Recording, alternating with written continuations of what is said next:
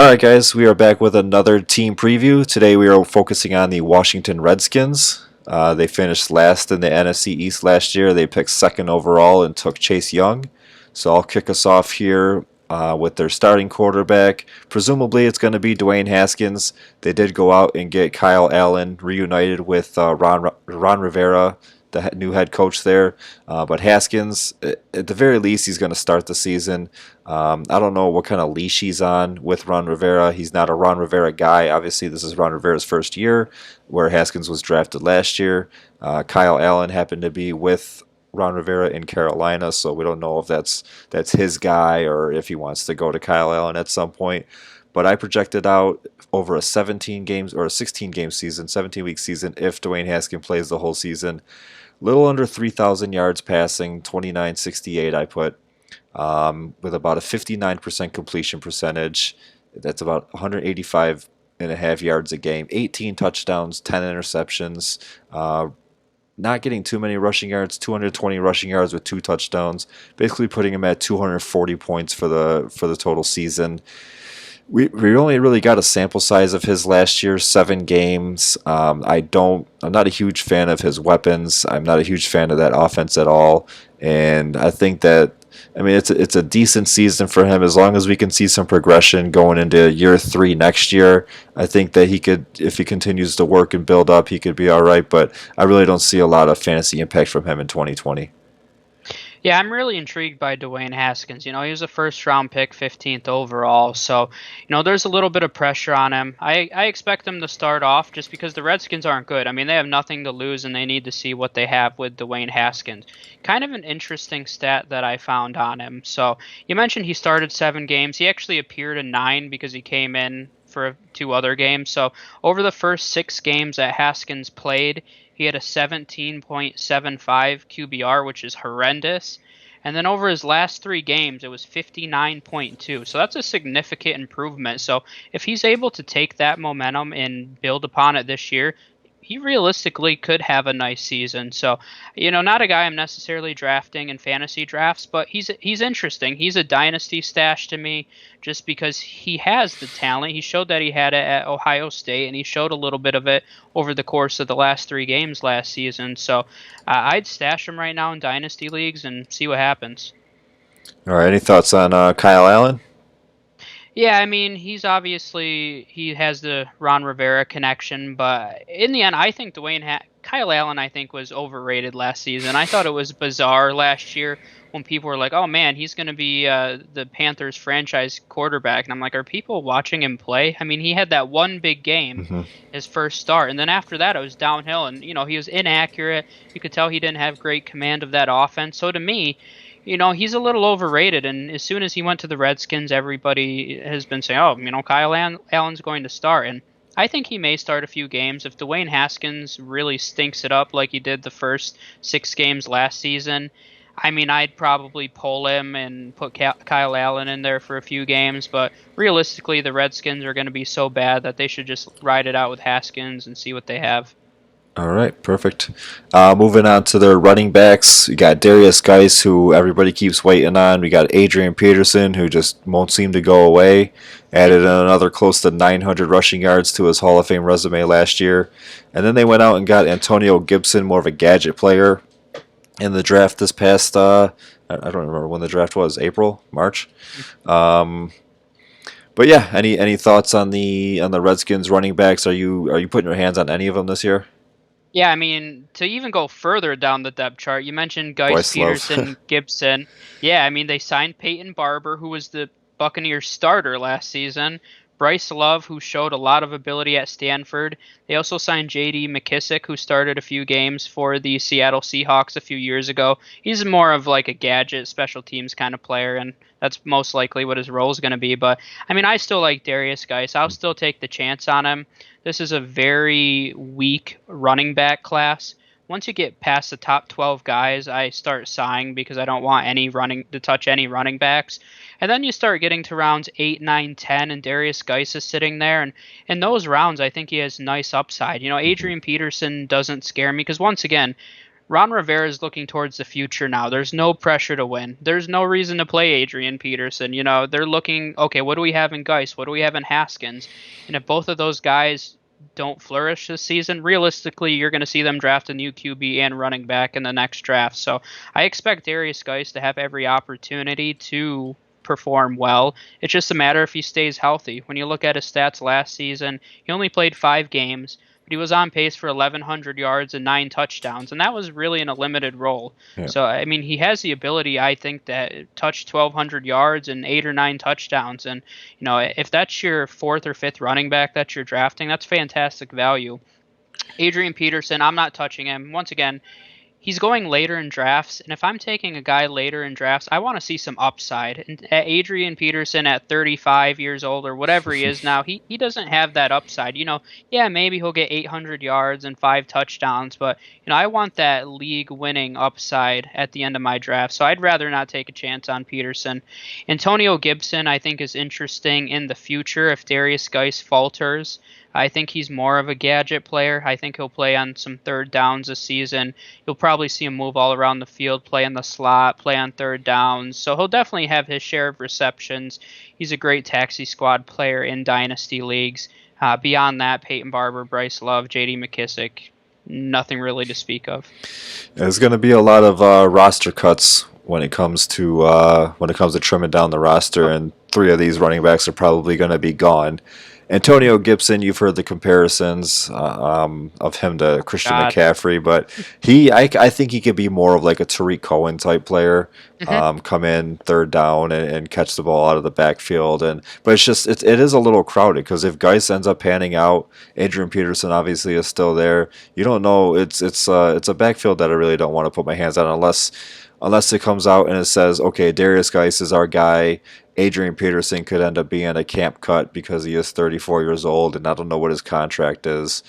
They did just draft Antonio Gibson. They brought in a couple other guys. Bryce Love didn't play a down last year, so maybe Peterson is that guy where they're cutting him and they go young starting this year. If that's the case, then probably still wouldn't put my hands on Gibson, but Darius Geis would be more of a guy that I would like to have on my team. Especially, I mean, if that happens, then his stock is going to jump up a little bit higher than the 10th round. But yeah, I mean, not too many sexy names as far as the running backs go. On the wide receiver side, Terry McLaurin is the biggest one here.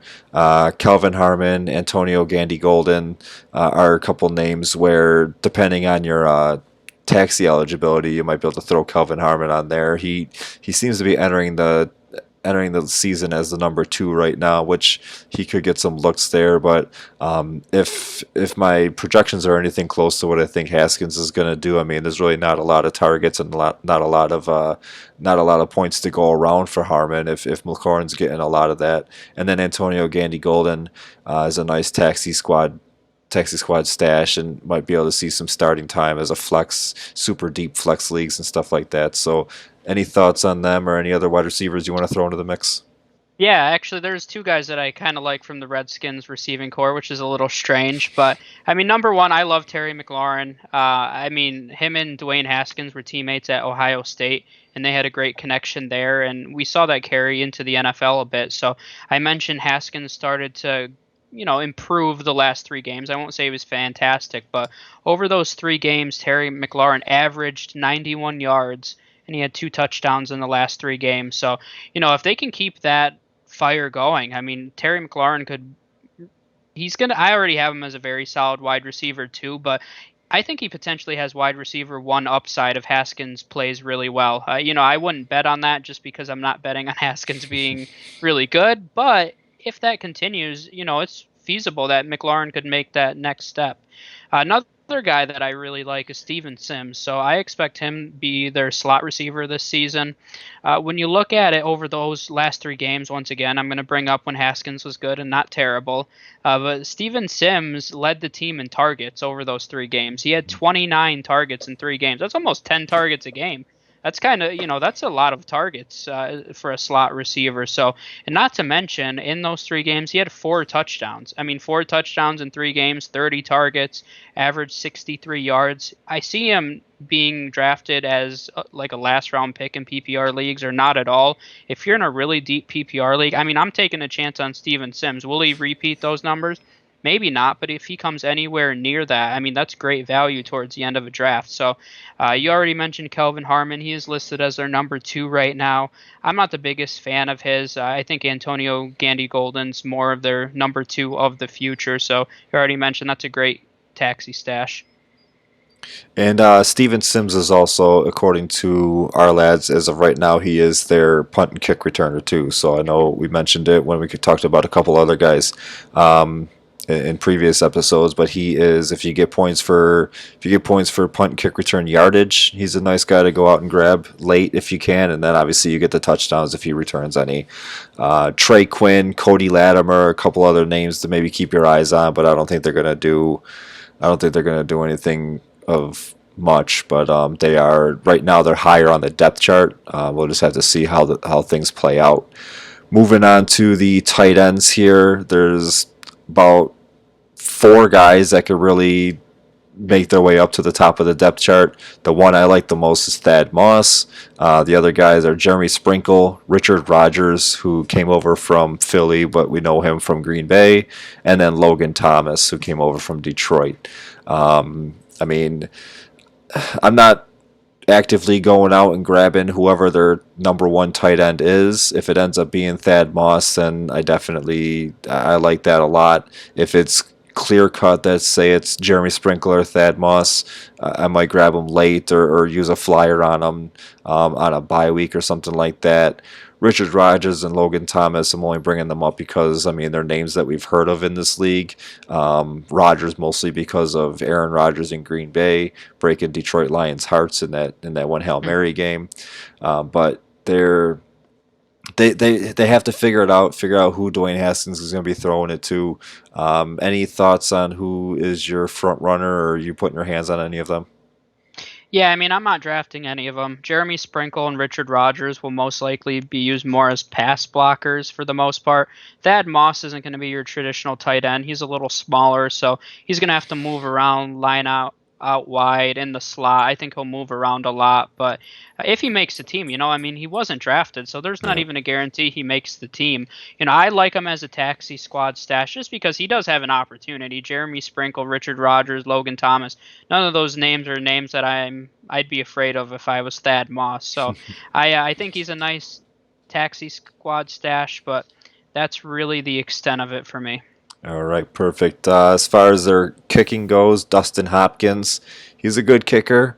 I just don't see them moving the ball enough to where he's going to be somebody that you want on your team because, I mean, obviously you want them to be in field goal range and getting touchdowns for you to get points from your kicker. But if it is somebody like you're late in the draft or you're in the 15th, 16th round and you want to have a kicker on your team and you don't want to go stream one, I mean, Dustin Hopkins isn't a bad way to go, I guess.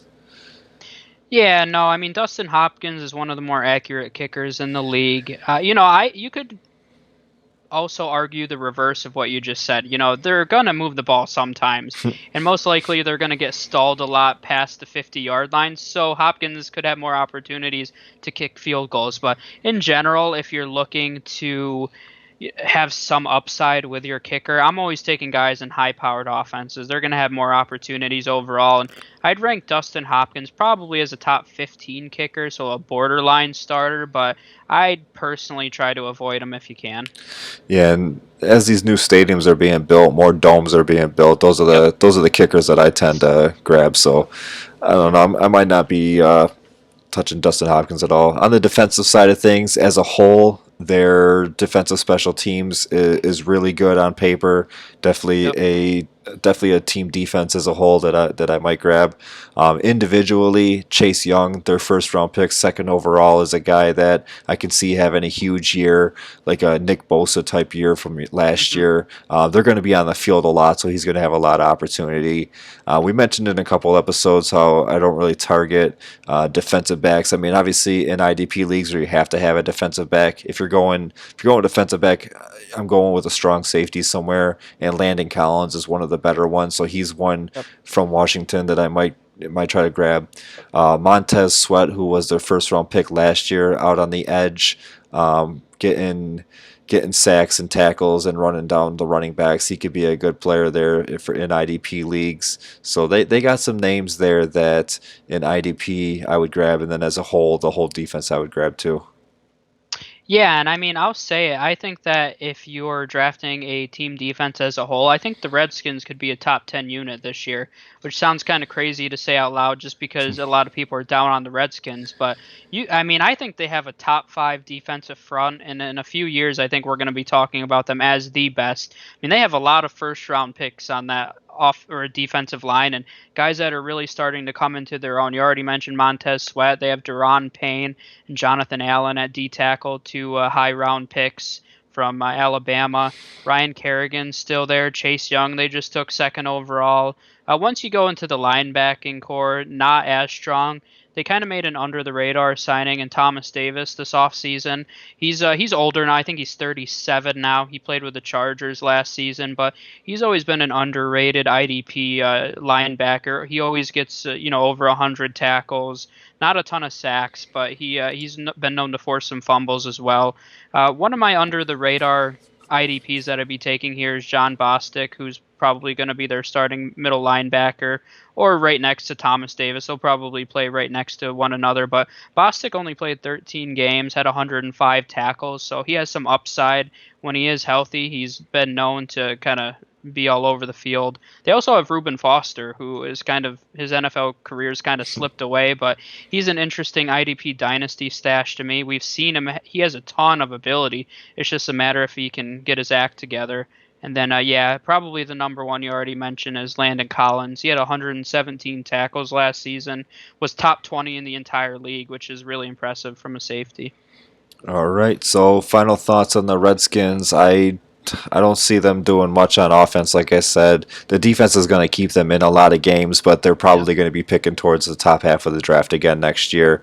It just remains to be seen. Like I said, Ron Rivera is the new coach this year. If they're picking in the top 3, top 5, then we could see somebody like Justin Fields or Trevor Lawrence end Yeah. up being the quarterback there in Washington. But overall, I see them finishing at the bottom of the NFC East again.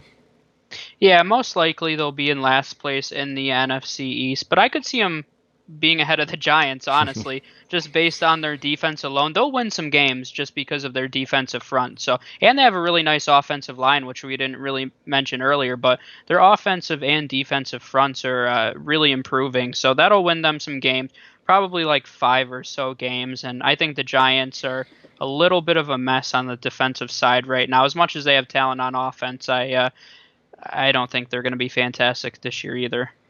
All right, so that is your Washington Redskins, and we'll see you guys next episode.